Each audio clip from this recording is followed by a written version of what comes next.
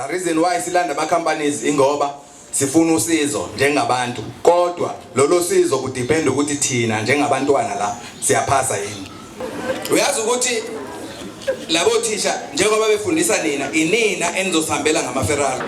Esizele la ukuzo encourage abantwana ukuthi imfundo ibalulekile nokuyiphatha nokuthi bangazibukeli phansi bazoduma bemnyama basangaba successful nanokuthi bangayibukeli phansi ukuthi ngoba bayaselokishini abafundi bo-multiracial ngeke babe successful nalezi ezinye iy'ngane. Ngicabanga ukoko njengabantu abake bafunda emalokishini nasemakhaya kubalulekile ukuthi sispende isikhathi sibanikeze leyo lwazi ukuthi nabo basangazenza izinto zibe different. I-GDP icontribute kakhulu abantu abasebenza ey'nkampanini nanokuthi bayifomela amabhizinisi abo uma ngabe beqeda ukufunda nanokuthi akhona amathuba amabhasari ey'nkampanini. Igama wakadabe Pharmacy Expert lana sihamba under leadership yaMr. Ulwazi Ncezo ufike kaSithu.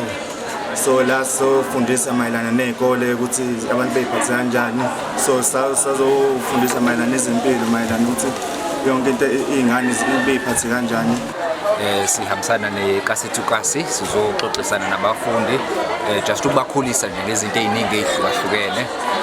Nakhona sibonga ithuba nje lokuthi sibafundise ukuthi baqhubezele phambili kuko konke abakwenza njengabafundi. Siyabonga kakhulu. Ngiyabonga ukuthola isikhathi kini njengabasakazi ba Iplani. Ngiyabonga futhi naku insizwa le uDokotela uNcetho nama-partners zethu sihamba nawo. Iyodwa into besiyizele kulezi izikole eziyisithupha cishe mangikhumbula kahle.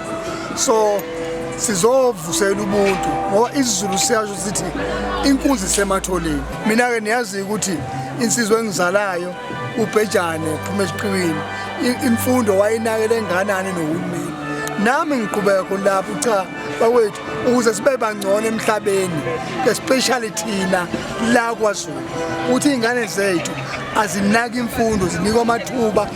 So yilokho nje engikubonga kakhulu.